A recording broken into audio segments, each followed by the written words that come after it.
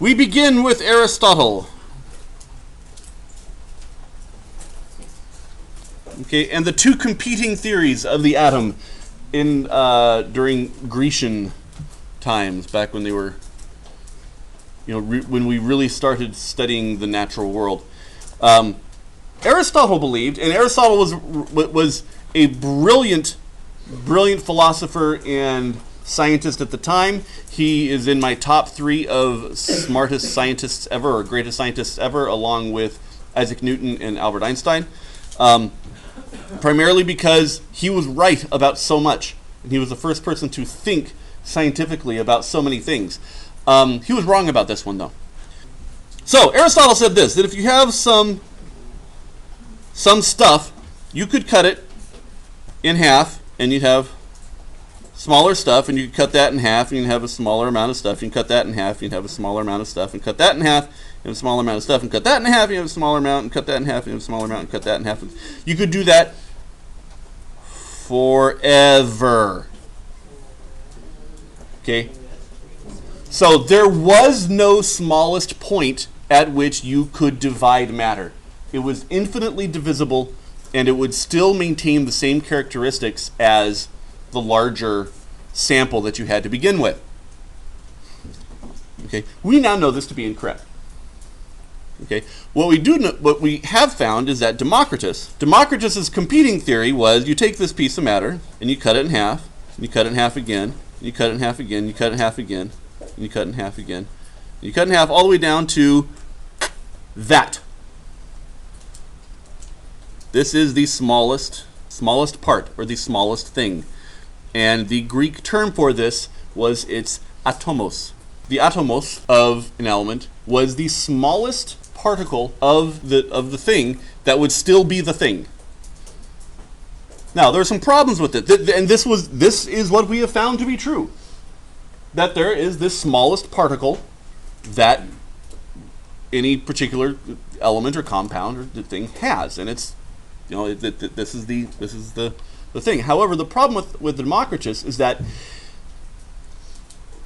every individual thing had its own atomos. So water had its own atom, and a ham sandwich would have its own atom, and the various basic things would have its. And so there would be essentially there would be infinite kinds of atoms, because if each thing had its own atom, and we have a nearly limitless amount of things, okay, then we have an infinite supply of atoms, and this is a problem, because it didn't do very well to explain things like chemical reactions. Okay, so Democritus thought that the nature of matter was that there was this indivisible smallest part. However, he couldn't explain chemical reactions. Okay, which brings us to, in 1803, an English school teacher, John Dalton, in 1803, and he had his atomic theory of matter. Before we go any further, because I like doing this when we talk about the history of stuff, 1803, can you guys name one other famous person from 1803? Not a trick question. George Washington. Who else? Thomas Jefferson. In fact, Thomas Jefferson was president in 1803. Okay, John Adams. Right. Those guys. Okay, our founding fathers. Now, they didn't have a very good relationship with the British in 1803. Okay, considering 7 years later they came and they burned the White House down. 9 years later, 1812. I want you guys to keep this chronology in perspective. When we came up with a lasting atomic theory of matter was concurrent with, the founding of our country, forming it into, a more perfect union, if you will. John Dalton had 4 rules for his theory. The first one was atoms. Atoms are tiny, indestructible spheres. Indestructible, indivisible. So here they are. Here's our sample of matter. Here's a collection of our atoms.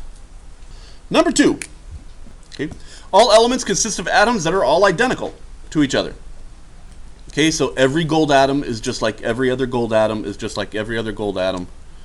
Okay, every carbon atom is just like a carbon atom. Every water atom is just like a water atom. This is what he's thinking. Okay, although we all know water is made of molecules, but when you have an atom and an atom of an element, all of them are the same. All of them. Okay, according to Dalton. Number 3. Atoms combine in whole number ratios to form compounds. So, let's see, we have two elements that come in close contact to each other. All right, and we have, and by the way, this is kind of what I do with my M&Ms. So I group them like this into simple geometric. Anyways, they combine in whole number ratios to form compounds. So if we were to make a compound that had a 2-to-1 ratio, okay, we'd start getting compounds that look like this.